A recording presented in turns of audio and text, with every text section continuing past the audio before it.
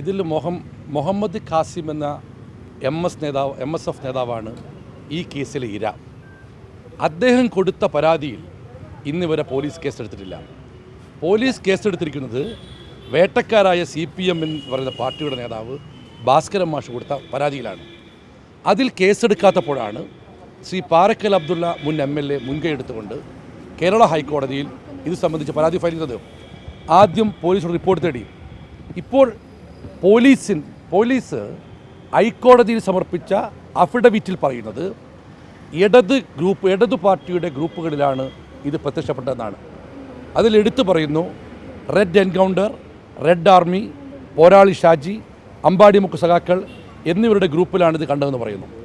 മാത്രവുമല്ല, അതിൽ ഗുരുതരമായ മറ്റൊരു കാര്യവും പറയുന്നുണ്ട്. ഈ ഗ്രൂപ്പിലെ അഡ്മിന്മാരെ അവരെ ചോദ്യം ചെയ്തപ്പോഴും അവരുമായി ബന്ധപ്പെട്ടുള്ളൂ അവിടുത്തെ വടകര ബ്ലോക്കിലെ DYFIൻ്റെ പ്രസിഡന്റ് ഇതിൽ പങ്കുണ്ട് എന്ന് വരുന്നു.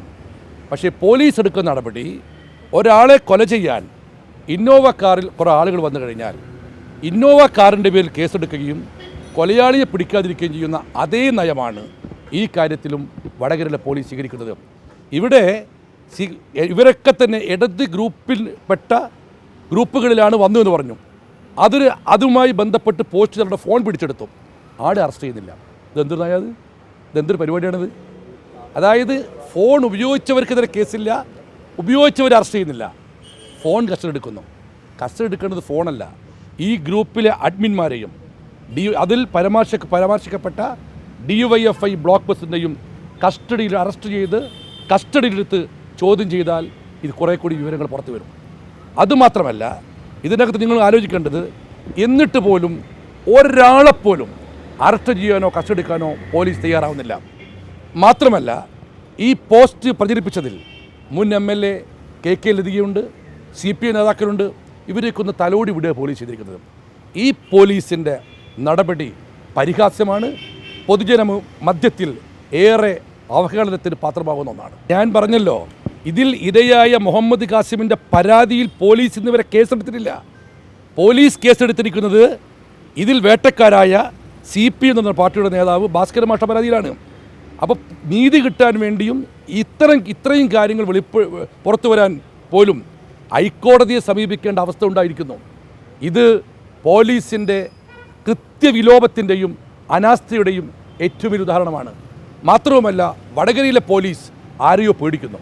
വടകരയുടെ പോലീസിൻ്റെ കൈകൾ ബന്ധിക്കപ്പെട്ടിരിക്കുന്നു.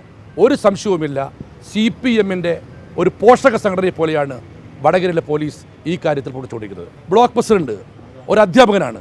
വടകരയിലെ നിങ്ങൾക്കറിയാം, ഇന്നലെ പോലീസ് ഹൈക്കോടതിയിൽ സമർപ്പിച്ച സത്യവാങ്മൂലത്തിൽ ഈ 4 വാട്സപ്പ് ഗ്രൂപ്പുകളുടെ പുറമെ വന്നൊരു പേര് വടകരയിലെ DYFI ബ്ലോക്ക് പ്രസിഡന്റ് പേരാണ്.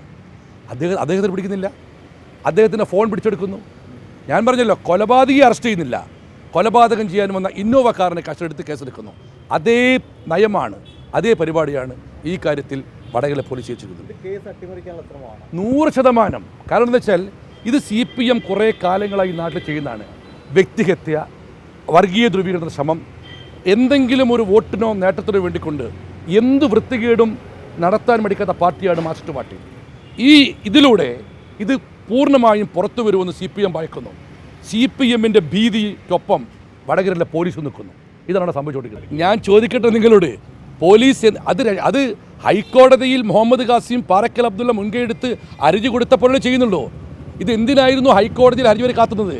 പോലീസ് നിഷ്പക്ഷമായിരുന്നുവെങ്കിൽ എന്തിന് ഹൈക്കോടതിയിൽ മുഹമ്മദ് ഖാസിം ഹർജി ഫയൽ ചെയ്തവരെ ഈ റിപ്പോർട്ടോ ഈ നടപടിയെടുക്കാൻ വൈകി? അതൊരു വലിയ ചോദ്യം ഇതിൻ്റെ അകത്ത്. അതുമാത്രമല്ല, നിങ്ങൾ മനസ്സിലാക്കേണ്ടത്, ഇതെന്താ ചെയ്തിരിക്കുന്നത്? സമൂഹത്തിൽ വർഗീയ ധ്രുവീകരണവും വർഗീയ സ്പർദ്ധയും വർഗീയ ലഹളയും ഉണ്ടാക്കാൻ മാത്രം എത്രയും ഗുരുതരമായ സാധ്യതയുള്ളൊരു പോസ്റ്റിംഗാണ് നടത്തിയിരിക്കുന്നത്. ഇരട്ടച്ചങ്കനെന്ന് വാട്സപ്പിൽ പോസ്റ്റിട്ടവനെ അറസ്റ്റ് ചെയ്ത് കസ്റ്റഡി എടുത്ത് കേസെടുത്ത നാടാണ് ഈ നാട്. ആ നാട്ടിലാണ് മതസൗഹാർദ്ദത്തിന് പേരുകെട്ട ഈ മണ്ണിൽ മതസ്പർദ്ധ വളർത്തുന്ന ഈ പരാമർശം നടത്തിയതിനെതിരെ പോലീസ് കയ്യും കെട്ടി നോക്കി നിൽക്കുന്നത്. UDF അടിയന്തരമായി ചേരുന്നുണ്ട്.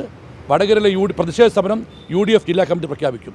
ഒരു സംശയവുമില്ല, ഞങ്ങൾ തുടക്കത്തിലേ പറയുന്നുണ്ട്, യഥാർത്ഥ പ്രതികളെ നിയമത്തിന് മുമ്പിൽ വന്ന് മാതൃകാപരമായി ശിക്ഷിക്കുന്ന പോരാട്ടവുമായി കോൺഗ്രസും UDF മുന്നോട്ട് പോകും. ഇതിൻ്റെ പിന്നിലുള്ളത് CPMൻ്റെ ഉന്നത നേതാക്കളാണ്.